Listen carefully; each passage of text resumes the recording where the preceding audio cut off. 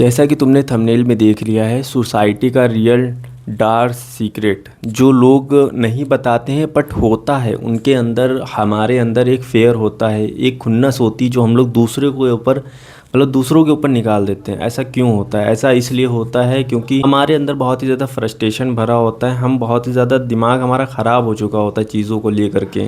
अगर मान के चलो तुम किसी किराए पे रह रहे हो, ठीक है, किराए के कमरे में रह रहे हो, वहीं पे लोग सोसाइटी में, उस सोसाइटी में उनका सबका खुद का पर्सनल घर है, तो तुम्हें ऐसे जज किया जाएगा कि तुम छत पे क्यों खड़े हो, तुम बाहर क्यों खड़े हो, तुम्हें कोई कुछ भी कह सकता है, तुम्हें टोक सकता है, लेकिन तुम्हारी हिम्मत नहीं होगी कि तुम जा करके उसको टोको। तुम्हारी हिम्मत नहीं होगी, तुम्हारी फटी पड़ी होगी, तुम टेंशन में होगे।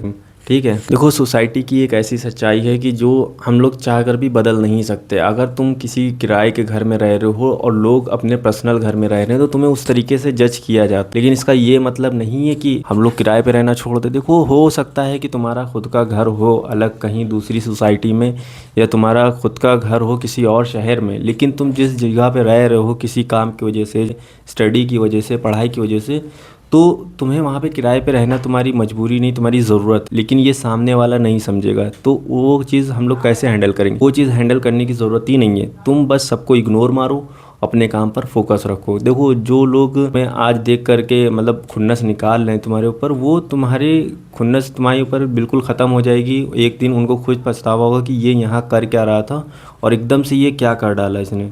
क्योंकि जब तुम अपनी ज़िंदगी में वो ओहदा, वो मुकाम हासिल कर लोगे जहाँ पे तुम्हें होना चाहिए, तो उसके बाद ये जितनी के लोग जो तुम्हें निचली नज़रों से देखते थे, वो तुम्हारे लिए एक उनके अंदर एक भावना पैदा होगी। वो भावना क्या होगी कि तुम्हें सम्मान देने की। जो लोग अभी तुम्हारी रिस्पेक्ट नहीं करते हैं उनकी टेंशन लेना छोड़ दो, क्योंकि जो तुम्हारी रिस्पेक्ट नहीं लेते हैं, ज़रूरी नहीं कि तुम भी उनकी रिस्पेक्ट लो। तुमने किसी का ठेका नहीं लेके रखा है कि तुम्हें दूसरों की रिस्पेक्ट करना है।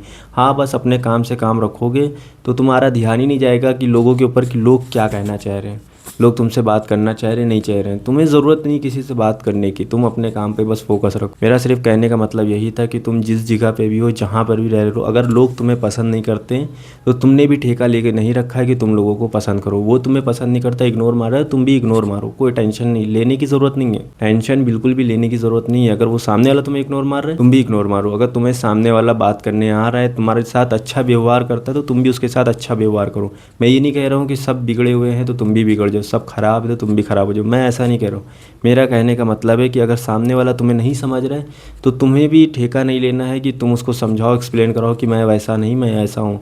तुम्हें कोई ज़रूरत नहीं है अपने आप को जो है एक्सप्लेन कराने की।